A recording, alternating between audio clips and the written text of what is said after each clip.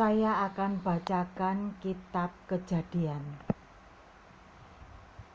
Kitab Kejadian pasal 16. Hagar dan Ismail. Adapun Sarai, istri Abraham itu, tidak beranak, ia mempunyai seorang hamba perempuan orang Mesir, Hagar namanya. Berkatalah Sarai kepada Abram, "Engkau tahu Tuhan tidak memberi aku melahirkan anak. Karena itu baiklah, hampiri hambaku itu.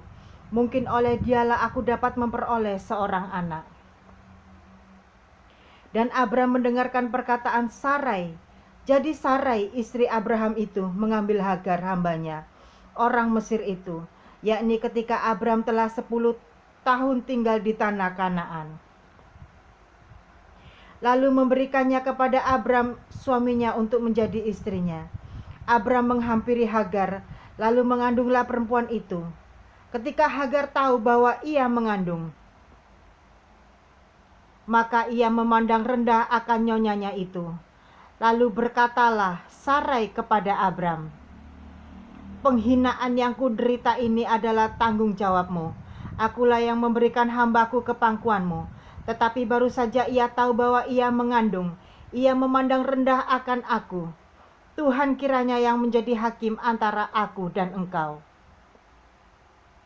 Kata Abram kepada Sarai, "Hambamu itu di bawah kekuasaanmu. Perbuatlah kepadanya apa yang kau pandang baik." Lalu Sarai menindas Hagar, sehingga ia lari meninggalkannya. Lalu malaikat Tuhan menjumpainya dekat suatu mata air di padang gurun, yakni dekat mata air di jalan ke Syur. Katanya, "Hagar, hamba Sarai, dari manakah datangmu dan kemanakah pergimu?" Jawabnya, "Aku lari meninggalkan Sarai nyonyaku." Lalu kata malaikat Tuhan itu kepadanya, "Kembalilah kepada nyonyamu, biarkanlah engkau ditindas di bawah kekuasaannya." Lagi kata malaikat Tuhan itu kepadanya, "Aku akan membuat sangat banyak keturunanmu, sehingga tidak dapat dihitung karena banyaknya." Selanjutnya kata malaikat Tuhan itu kepadanya, "Engkau mengandung dan akan melahirkan seorang anak laki-laki, dan akan menamainya Ismail, sebab Tuhan telah mendengar tentang penindasan atasmu itu. Seorang laki-laki yang lakunya seperti keledai liar, demikianlah nanti anak itu. Tangannya akan melawan tiap-tiap orang, dan tangan tiap-tiap orang akan melawan dia. Dan di tempat kediamannya ia akan menentang semua saudaranya." Kemudian Hagar menamakan Tuhan yang telah berfirman kepadanya itu dengan sebutan "Engkaulah El Roi." Sebab katanya, "Bukankah di sini kulihat dia yang telah melihat aku?" Sebab itu sumur tadi disebutkan orang sumur Lahai Roi, letaknya antara Kadesi dan Beret. Lalu Hagar melahirkan seorang anak laki-laki bagi Abram, dan Abram menamai anak yang dilahirkan Hagar itu Ismail. Sebab berumur 86 tahun ketika Hagar melahirkan Ismail baginya. Pasal ke-17. Sunat sebagai tanda perjanjian Allah dengan Abraham. Ketika Abram berumur 99 tahun, maka Tuhan menampakkan diri kepada Abram dan berfirman kepadanya, "Akulah Allah yang Maha Kuasa, hiduplah di hadapanku dengan tidak bercela. Aku akan mengadakan perjanjian antara aku dan engkau, dan aku akan membuat engkau sangat banyak." Lalu sujudlah Abram, dan Allah berfirman kepadanya, "Dari pihakku, inilah perjanjianku dengan engkau. Engkau akan menjadi bapa sejumlah besar bangsa. Karena itu namamu bukan lagi Abram, melainkan Abraham, karena engkau telah kutetapkan menjadi bapa sejumlah besar bangsa. Aku akan membuat engkau beranak cucu sangat banyak. Engkau akan kubuat menjadi bangsa-bangsa, dan daripadamu akan berasal raja-raja. Aku akan mengadakan perjanjian antara aku dan engkau, serta keturunanmu, turun-temurun menjadi perjanjian yang kekal, supaya aku menjadi Allahmu dan Allah keturunanmu. Kepadamu dan kepada keturunanmu akan kuberikan negeri ini, yang kau diami sebagai orang asing, yakni seluruh tanah Kanaan akan kuberikan menjadi milikmu untuk selama-lamanya, dan aku akan menjadi Allah mereka. Lagi firman Allah kepada Abraham, dari pihakmu engkau harus memegang perjanjianku, engkau dan keturunanmu turun-temurun. Inilah perjanjianku yang harus kamu pegang, perjanjian antara aku dan kamu serta keturunanmu. Yaitu setiap laki-laki di antara kamu harus disunat, haruslah dikerat kulit katanmu, dan itulah akan menjadi tanda perjanjian antara aku dan kamu. Anak yang berumur 8 hari haruslah disunat, yakni setiap laki-laki di antara kamu, turun-temurun, baik yang lahir di rumahmu maupun yang dibeli dengan uang dari salah seorang asing, tetapi tidak termasuk keturunanmu.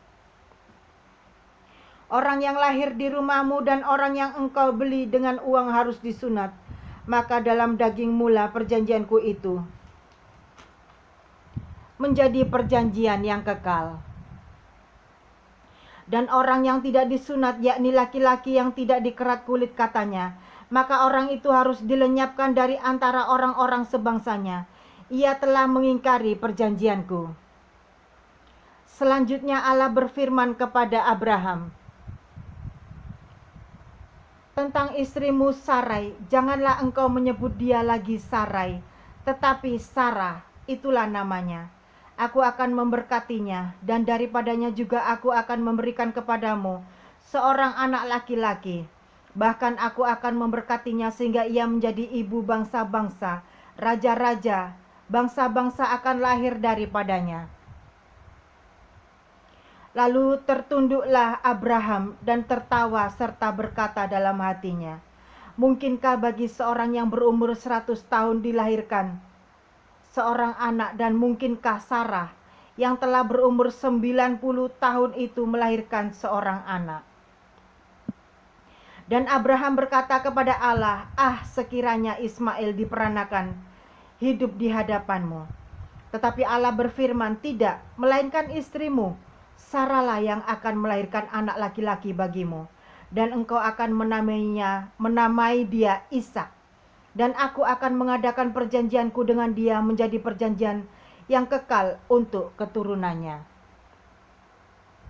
Tentang Ismail, aku telah mendengarkan permintaanmu.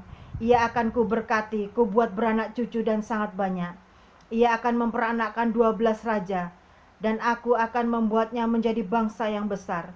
Tetapi perjanjianku akan kuadakan dengan Ishak, yang akan dilahirkan Sarah bagimu tahun yang akan datang pada waktu seperti ini juga.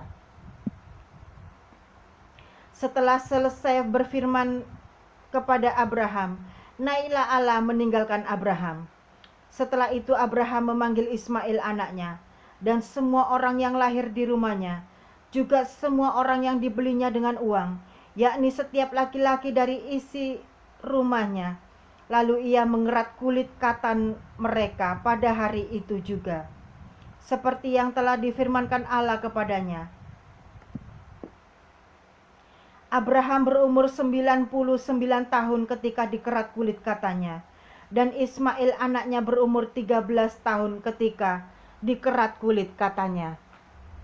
Pada hari itu juga Abraham dan Ismail anaknya disunat, dan semua orang dari isi rumah Abraham, baik yang lahir di rumahnya maupun yang dibeli dan dengan uang dari orang asing, disunat bersama-sama dengan dia. Pasal 18. Allah mengulangi menjanjikan seorang anak laki-laki kepada Abraham.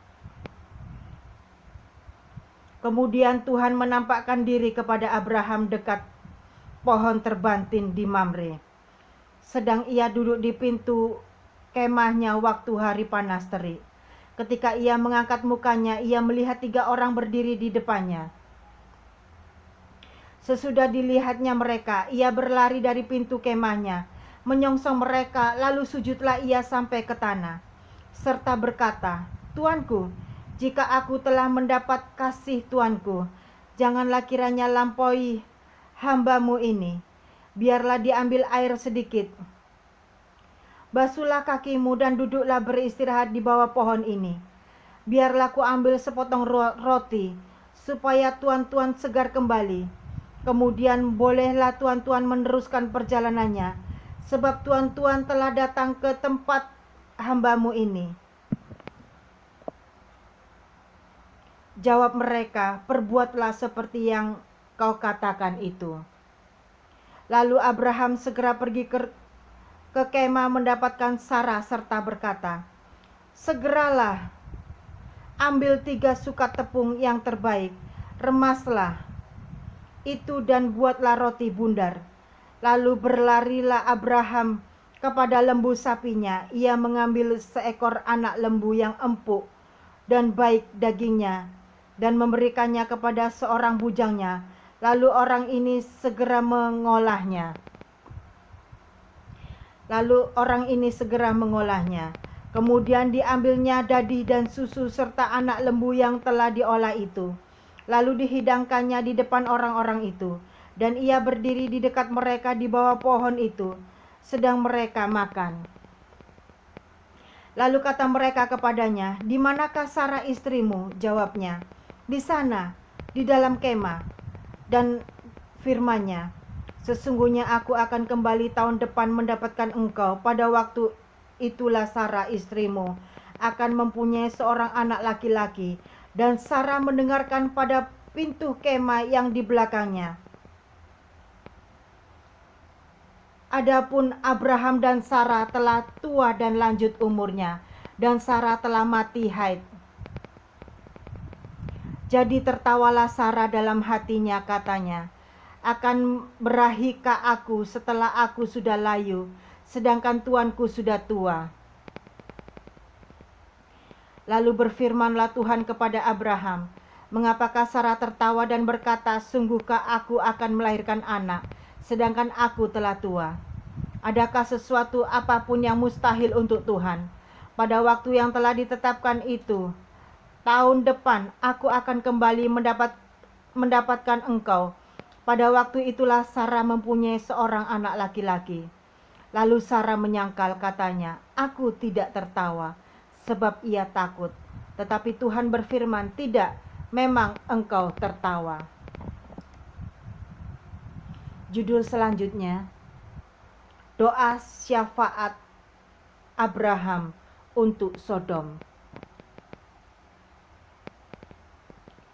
Lalu berangkatlah orang-orang itu dari situ dan memandang ke arah Sodom. Dan Abraham berjalan bersama-sama dengan mereka untuk mengantarkan mereka. Berpikirlah Tuhan, apakah aku akan menyembunyikan kepada Abraham apa yang hendak kulakukan ini? Bukankah sesungguhnya Abraham akan menjadi bangsa yang besar serta berkuasa, dan oleh dia segala bangsa di atas bumi akan mendapatkan berkat? Sebab aku telah memilih dia supaya diperintahkannya kepada anak-anaknya dan kepada keturunannya supaya tetap hidup menurut jalan yang ditunjukkan Tuhan, dengan melakukan kebenaran dan keadilan, dan supaya Tuhan memenuhi kepada Abraham apa yang dijanjikannya kepadanya. Sesudah itu berfirmanlah Tuhan, sesungguhnya banyak keluh kesah orang tentang Sodom dan Gomora, dan sesungguhnya sangat berat dosanya. Baiklah aku turun untuk melihat apakah benar-benar mereka telah berkelakuan seperti keluh kesah orang yang telah sampai kepadaku, atau tidak. Aku hendak mengetahuinya. Lalu berpalinglah orang-orang itu dari situ dan berjalan ke Sodom. Tetapi Abraham masih tetap berdiri di hadapan Tuhan. Abraham datang mendekat dan berkata, apakah engkau akan melenyapkan orang benar bersama-sama dengan orang fasik? Bagaimana sekiranya ada 50 orang benar dalam kota itu, apakah engkau akan melenyapkan tempat itu, dan tidakkah engkau mengampuninya karena ke-50 orang benar yang ada di dalamnya itu. Jauhlah kiranya daripadamu untuk berbuat demikian, membunuh orang benar bersama-sama dengan orang fasik, sehingga orang benar itu seolah-olah sama dengan orang fasik. Jauhlah kiranya yang demikian daripadamu. Masakan hakim segenap bumi tidak menghukum dengan adil? Tuhan berfirman, jika kudapati 50 orang benar dalam kota Sodom, aku akan mengampuni seluruh tempat itu karena mereka. Abraham menyaut, sesungguhnya aku telah memberanikan diri berkata kepada Tuhan, walaupun aku debu dan abu. Sekiranya kurang 5 orang dari ke-50 orang benar itu, apakah engkau akan memusnahkan seluruh kota itu karena yang 5 itu? Firman-Nya, aku tidak memusnahkannya jika kudapati 45 di sana. Lagi Abraham melanjutkan perkataannya kepadanya, sekiranya 40 didapati di sana, firman-Nya, aku tidak akan berbuat demikian karena yang ke-40 itu. Katanya, janganlah kiranya Tuhan murka kalau aku berkata sekali lagi, sekiranya 30 didapati di sana, firman-Nya, aku tidak akan berbuat demikian jika aku dapati 30 di sana. Katanya, sesungguhnya aku telah memberanikan diri berkata kepada Tuhan, sekiranya 20 didapati di sana, firman-Nya, aku tidak akan memusnahkannya karena yang 20 itu. Katanya, janganlah kiranya Tuhan murka kalau aku berkata sekali ini saja, sekiranya 10 didapatinya di sana, firman-Nya, aku tidak akan memusnahkannya karena yang 10 itu. Lalu pergilah Tuhan setelah ia selesai berfirman kepada Abraham, dan kembalilah Abraham ke tempat tinggalnya. Pasal 19. Sodom dan Gomora dimusnahkan, Lot diselamatkan. Kedua malaikat itu tiba di Sodom pada waktu petang.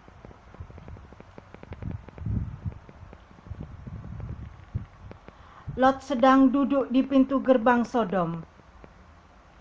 Dan ketika melihat mereka, bangunlah ia menyongsong mereka, lalu sujud dengan mukanya sampai ke tanah, serta berkata, Tuan-tuan, silakanlah singgah ke rumah hambamu ini. Bermalamlah di sini dan basuhlah kakimu, maka besok pagi tuan-tuan boleh melanjutkan perjalanannya. Jawab mereka, tidak, kami akan bermalam di tanah lapang. Tetapi karena ia sangat mendesak mereka, singgahlah mereka dan masuk ke dalam rumahnya. Kemudian ia menyediakan hidangan bagi mereka. Ia membakar roti yang tidak beragi, lalu mereka makan. Tetapi sebelum mereka tidur, orang-orang lelaki dari kota Sodom itu, dari yang muda sampai yang tua, bahkan seluruh kota, tidak ada yang terkecuali datang mengepung rumah itu. Mereka berseru kepada Lot, di mana kau orang-orang yang datang kepadamu malam ini? Bawalah mereka keluar kepada kami supaya kami pakai mereka. Lalu keluarlah Lot, menemui mereka ke depan pintu, tetapi pintunya ditutupnya di belakangnya. Dan ia berkata, saudara-saudaraku, janganlah kiranya berbuat jahat. Kamu tahu, aku mempunyai 2 orang anak perempuan yang belum pernah dijamah laki-laki. Baiklah mereka aku bawa keluar kepadamu. Perbuatlah kepada mereka seperti yang kamu pandang baik. Hanya jangan kamu apa-apakan orang-orang ini, sebab mereka memang datang untuk berlindung di dalam rumahku. Tetapi mereka berkata, enyalah. Lagi kata mereka, orang ini datang ke sini sebagai orang asing, dan dia mau menjadi hakim atas kita. Sekarang kami akan menganiaya engkau lebih daripada kedua orang itu. Lalu mereka mendesak orang itu, yaitu Lot, dengan keras, dan mereka mendekat untuk mendobrak pintu. Tetapi kedua orang itu mengulurkan tangannya, menarik Lot masuk ke dalam rumah, lalu menutup pintu. Dan mereka membutakan mata orang-orang di depan pintu rumah itu, dari yang kecil sampai yang besar, sehingga percumalah orang-orang itu mencari-cari pintu. Lalu kedua orang itu berkata kepada Lot, "Siapakah kaummu yang ada di sini lagi? Menantu atau anakmu, laki-laki, anakmu perempuan, atau siapa saja kaummu di kota ini? Bawalah mereka keluar dari tempat ini, sebab kami akan memusnahkan tempat ini, karena banyak keluh kesah orang tentang kota ini di hadapan Tuhan. Sebab itulah Tuhan mengutus kami untuk memusnahkannya." Keluarlah Lot lalu berbicara dengan kedua bakal menantunya yang akan kawin dengan kedua anaknya perempuan. Katanya, "Bangunlah, keluarlah dari tempat ini, sebab Tuhan akan memusnahkan kota ini." Tetapi ia dipandang oleh kedua bakal menantunya itu sebagai orang yang berolok-olok saja. Ketika fajar telah menyingsing, kedua malaikat itu mendesak Lot supaya bersegera. Katanya, "Bangunlah, bawalah istrimu dan kedua anakmu yang ada di sini, supaya engkau jangan mati lenyap karena kedurjanaan kota ini." Ketika ia berlambat-lambat, maka tangan istri dan tangan kedua anaknya dipegang oleh kedua orang itu, sebab Tuhan hendak mengasihani dia. Lalu kedua orang itu menuntunnya keluar. Lalu kedua orang itu menuntunnya keluar kota dan melepaskannya di sana. Sesudah kedua orang itu menuntun mereka sampai keluar, berkatalah seorang, "Larilah, selamatkanlah nyawamu. Janganlah menoleh ke belakang dan janganlah berhenti dimanapun juga di lembah Yordan. Larilah ke pegunungan, supaya engkau jangan mati lenyap." Kata Lot kepada mereka, "Janganlah kiranya demikian, tuanku. Sungguhlah hambamu ini telah dikaruniai belas kasihan di hadapanmu, dan tuanku telah berbuat kemurahan besar kepadaku dengan memelihara hidupku. Tetapi jika aku harus lari ke pegunungan, pastilah aku akan tersusul oleh bencana itu, sehingga matilah aku. Sungguhlah kota yang di sana itu cukup dekat kiranya untuk lari ke sana. Kota itu kecil. Izinkanlah kiranya aku lari ke sana. Bukankah kota itu kecil? Jika demikian nyawaku akan terpelihara." Sahut malaikat itu kepadanya, "Baiklah, dalam hal ini pun permintaanmu akan kuterima dengan baik, yakni kota yang telah kau sebut itu tidak akan kutunggal balikkan. Cepatlah, larilah ke sana. Sebab tidak dapat berbuat apa-apa. Sebab aku tidak dapat berbuat apa-apa sebelum engkau sampai ke sana." Itulah sebabnya nama kota itu disebut Zoar. Matahari telah terbit menyinari bumi ketika Lot tiba di Zoar. Kemudian Tuhan menurunkan hujan belerang dan api atas Sodom dan Gomora, berasal dari Tuhan, dari langit, dan ditunggang balikkannya lah kota-kota itu dan lembah Yordan dan semua penduduk kota-kota serta tumbuh-tumbuhan di tanah. Tetapi istri Lot yang berjalan mengikutnya menoleh ke belakang lalu menjadi tiang garam. Ketika Abraham pagi-pagi pergi ke tempat ia berdiri di hadapan Tuhan itu dan memandang ke arah Sodom dan Gomora serta ke seluruh tanah lembah Yordan, maka dilihatnyalah asap dari bumi membumbung ke atas sebagai asap dari dapur peleburan. Demikianlah pada waktu Allah memusnahkan kota-kota di lembah Yordan dan menunggang balikkan kota-kota kediaman Lot. Maka Allah ingat kepada Abraham, lalu dikeluarkannyalah Lot dari tengah-tengah tempat yang ditunggang balikkan itu. Judul lain, Lot dan kedua anaknya perempuan. Pergilah Lot dari Zoar, dan ia menetap bersama-sama dengan kedua anaknya perempuan di pegunungan. Sebab ia tidak berani tinggal di Zoar, maka diamlah ia dalam suatu gua beserta kedua anaknya. Kata kakaknya kepada adiknya, "Ayah kita telah tua dan tidak ada laki-laki di negeri ini yang dapat menghampiri kita, seperti kebiasaan seluruh bumi. Marilah kita beri ayah kita minum anggur, lalu kita tidur dengan dia, supaya kita menyambung keturunan dari ayah kita." Pada malam itu mereka memberi ayah mereka minum anggur. Lalu masuklah yang lebih tua untuk tidur dengan ayahnya. Dan ayahnya itu tidak mengetahui ketika anaknya itu tidur dan ketika ia bangun. Keesokan harinya berkatalah kakaknya kepada adiknya, "Tadi malam aku telah tidur dengan ayah. Baiklah, malam ini juga kita beri dia minum anggur.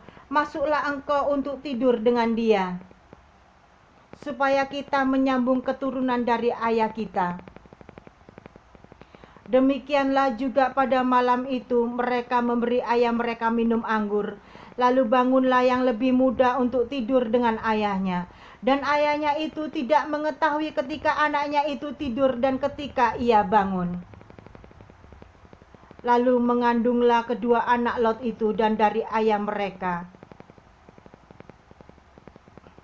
Yang lebih tua melahirkan seorang anak laki-laki dan menamainya Moab. Dialah bapa orang Moab yang sekarang. Yang lebih muda pun melahirkan seorang anak laki-laki dan menamainya Ben-Ami.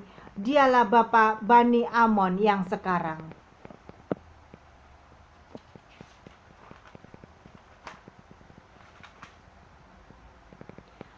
Pasal 20.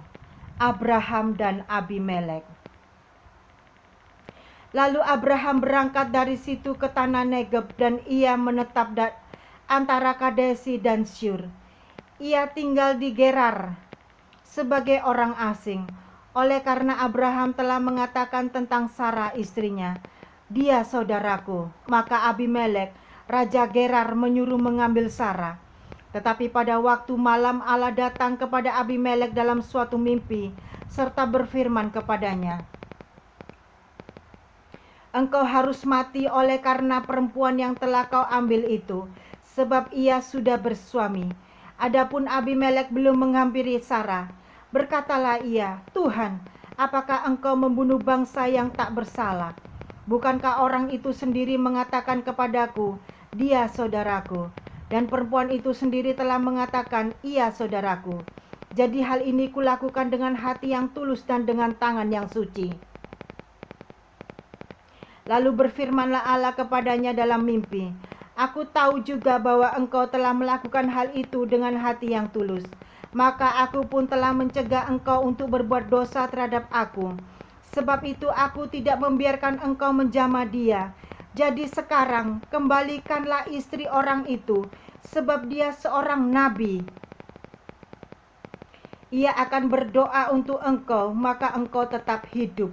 Tetapi jika engkau tidak mengembalikan dia, ketahuilah, engkau pasti mati, engkau dan semua orang yang bersama-sama dengan engkau." Keesokan harinya pagi-pagi Abimelek memanggil semua hambanya